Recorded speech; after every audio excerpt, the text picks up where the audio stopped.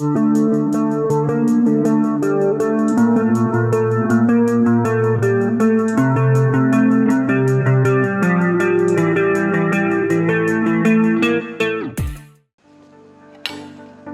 các bạn, chào mừng các bạn quay trở lại với nội dung tiếp theo của mình. Hôm nay mình sẽ giới thiệu cho các bạn hai loại rắn độc khét tiếng mà hầu như là các video nội dung nào các bạn cũng kêu là anh ơi, anh review rắn cặp nong và rắn cặp nia đi.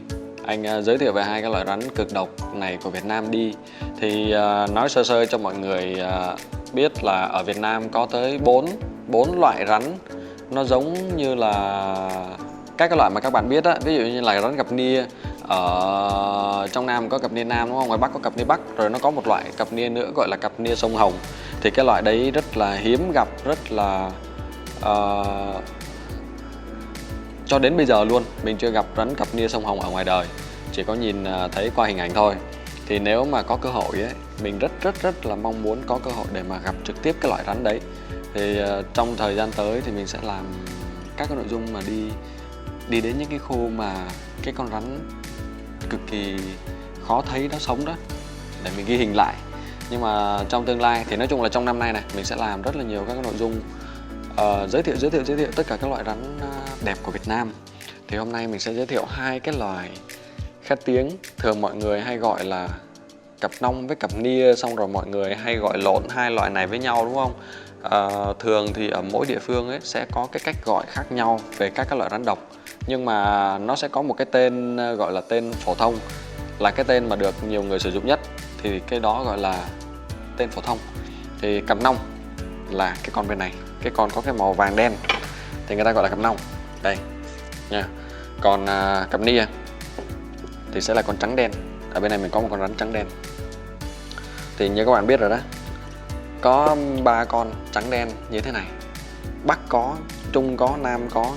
Thì cái con ở trong phía Nam này nè, tại vì mình đang ở trong phía Nam nên mình sẽ thường xuyên gặp rắn cặp nia Nam hơn. Còn rắn cặp nia Bắc thì mình đã thấy ở nhiều nơi rồi, nhưng mà mình chưa đi đến cái sinh cảnh sống, cái môi trường sống của con rắn cặp nia Bắc, nên là mình chưa có thể giới thiệu cho các bạn được. Thì hôm nay mình sẽ giới thiệu cho các bạn hai cái loại trong phía Nam này trước đây ha. Trong cái gia đình nhà rắn cặp nia cặp nong này nè, nó có tới 4 loại. Cặp nong là cái loại mà khác 3 loại còn lại nhất vì nó có màu vàng đen. Còn các cái loại mà trắng đen ấy, thì các loại mà nó màu trắng đen ấy, thì nó cũng na ná giống như nhau vậy đó, nhưng mà nó khác ở một số cái chi tiết. Nên bây giờ mình sẽ giới thiệu cho các bạn. Đây là rắn cặp nong. Đây là một con rắn cặp nong đạt cái kích thước trưởng thành rồi. Với cái kích thước này thì con rắn cặp nong này có thể sinh sản rồi, nhưng mà năm nay thì mình không cho con rắn cặp nong này sinh sản. Tại vì trong trại của mình trên giấy tờ thì chỉ có 5 con rắn cặp nong này thôi. Bây giờ mà khai báo thêm ra cho sinh sản thì mình sẽ phải nuôi thêm rồi khai báo thêm ra thì nó sẽ rất là phiền. Mà thực ra thì mình cũng không có mục đích thương mại hay là làm gì với con rắn cặp nong này cả. Mình chỉ nuôi với mục đích theo dõi hành vi tập tính, sinh sản, sinh trưởng, đại loại như vậy thôi. Chứ còn kênh nào mình không biết nha. Nhưng mà riêng kênh của mình thì không có buôn bán động vật. Ví dụ như là rắn cặp nong. Đây nè, đây là một con rắn cặp nong, để mình coi được cái này. Đây là một con rắn cặp nong đực, kích thước cũng lớn á. Con này mình nuôi được bao nhiêu lâu rồi ta? Khoảng gần 2 năm. Rắn cặp nong trong tự nhiên chỉ ăn rắn thôi.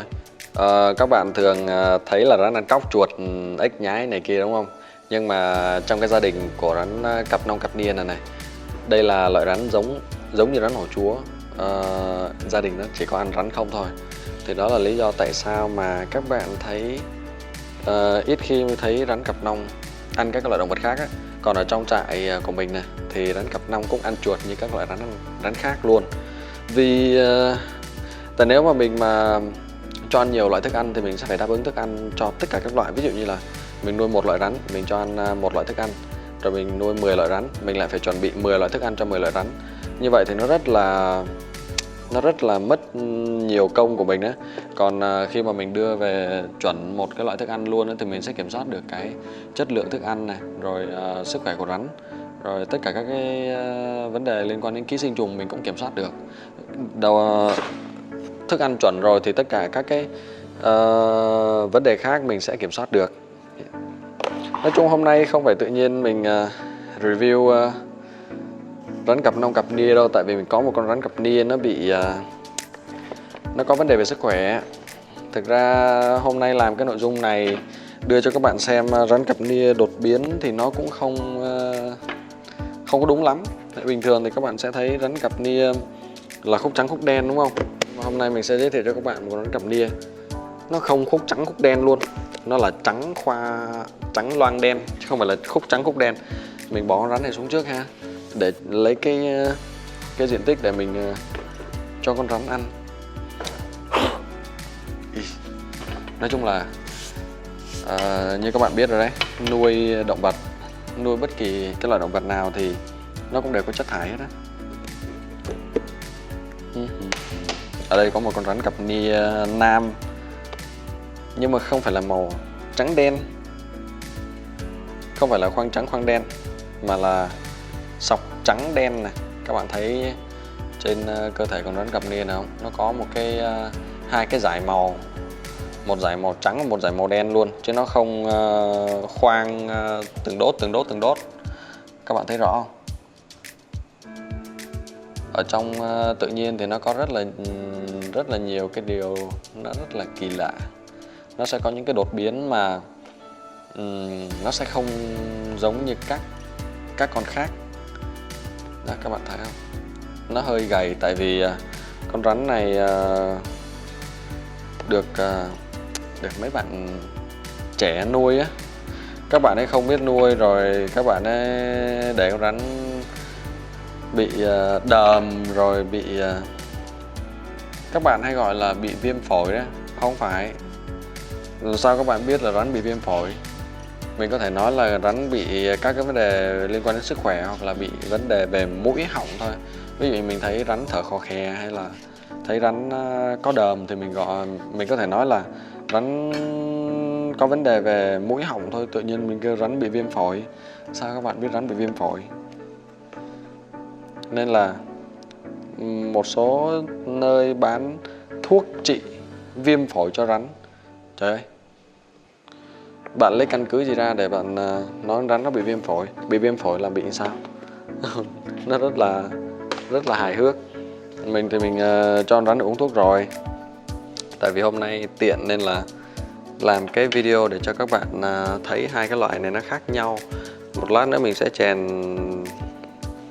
cái video mà có con rắn cặp nia màu bình thường ấy, cái kiểu hình chuẩn con rắn cặp nia nam ấy, để cho các bạn thấy. Thì các bạn sẽ thấy nó sẽ có các cái khoang trắng khoang đen rõ rệt, chứ không phải là một cái dải màu đen và một cái dải màu trắng như thế này.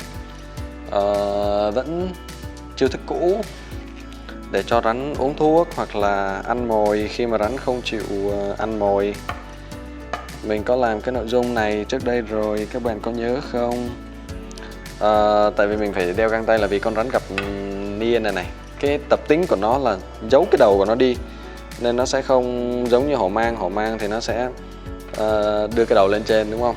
Thì mình sẽ đưa cái đầu rắn hổ mang vào trong cái ống được ngay. Còn đối với rắn cặp nia thì các bạn thấy rồi đó, chúi giấu cái đầu xuống dưới. Mỗi một loài rắn nó lại có cái hành vi khác nhau, rồi mỗi một cá thể thì nó lại có cái tập tính khác nhau nữa. Nên là mình phải dựa vào cái hành vi tập tính của cái gia đình nhà rắn đó, rồi mình mới tương tác, mình mới xử lý nó hiệu quả được. Bây giờ mình sẽ cho con rắn chui vào cái ống này. Đó, chui thẳng lên. Lúc mà mình đem con rắn này về, con rắn bị sổ đờm, bị chảy đờm ra rất là nhiều.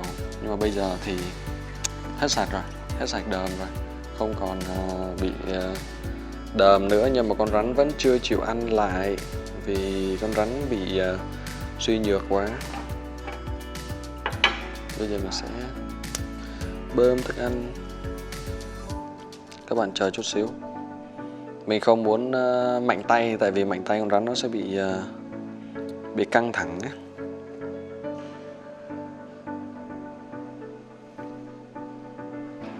Ai, con rắn này nó đang cương, nó đang gồng,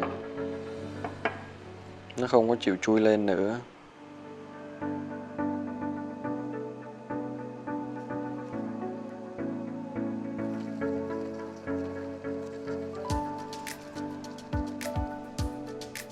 Cương ghê luôn á.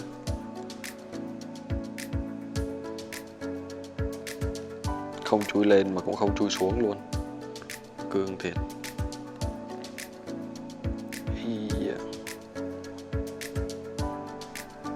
Đừng có ị ra người.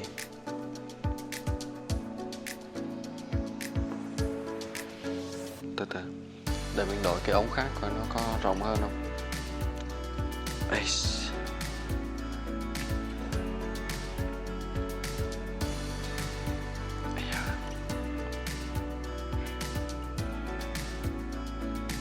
Thôi rồi, mình sẽ dùng tay luôn đi. Tại vì dùng cái ống này nó hơi bất tiện.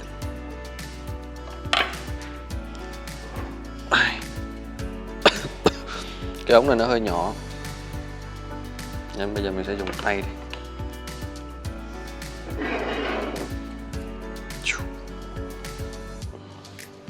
Sẽ lấy quần mình kẹp cái con rắn lại. Quên lộn lấy chân chứ. Đây, chút xíu. Các bạn thấy rõ không?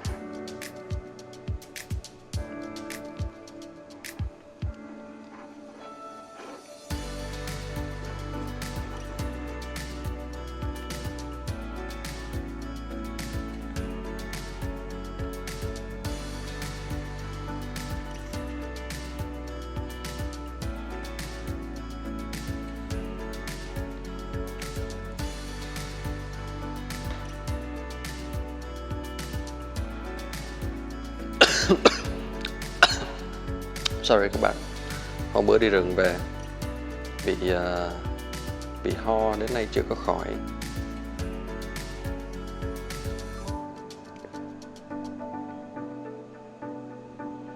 Bây giờ mình sẽ bơm cái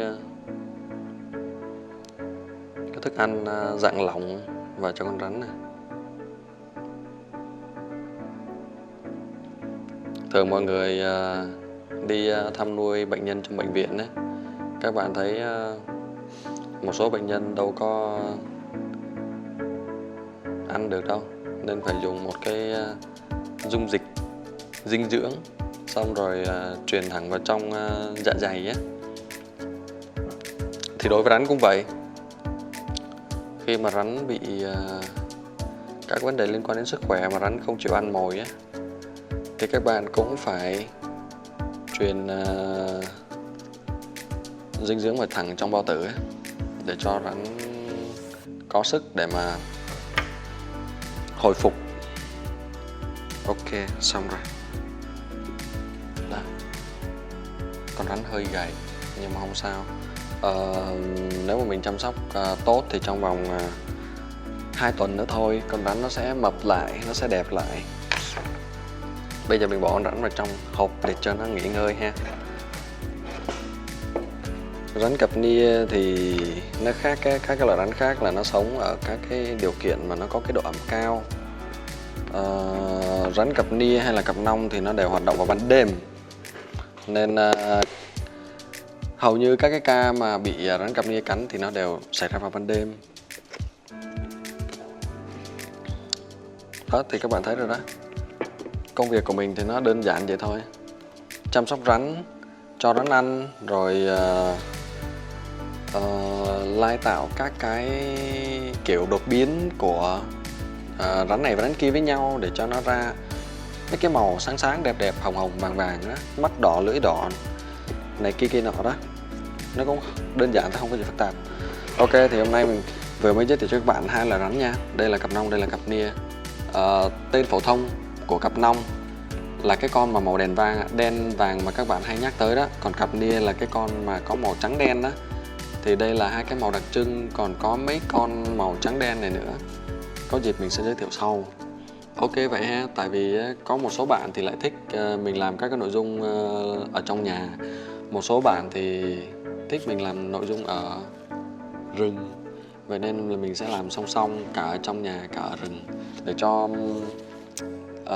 cái nội dung nó phong phú lên ấy. Chứ nếu mà ở trong nhà không thì nó cũng không có nhiều ý tưởng. Mình sẽ làm song song. Đấy ha, tạm biệt các bạn, hẹn gặp lại các bạn trong các cái nội dung tiếp theo. Mình vừa mới làm một cái dàn rắc, một cái rất là nhiều cái chuồng nuôi rắn chuyên dụng. Một số bạn nói là anh ơi sao anh nuôi mấy bạn rắn ở trong chuồng chật vậy, sao anh không nuôi các bạn ra cái diện tích lớn hơn. Thì ok, tại vì các bạn ủng hộ mình rất là nhiều. Có một số bạn còn đòi đóng góp để cho mình có kinh phí để nuôi rắn cơ.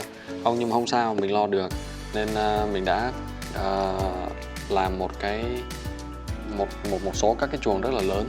Trong các nội dung tiếp theo mình sẽ giới thiệu cho các bạn từng bạn rắn và sẽ được chuyển sang các cái chuồng diện tích lớn hơn. Ok vậy ha, tạm biệt các bạn, hẹn gặp lại các bạn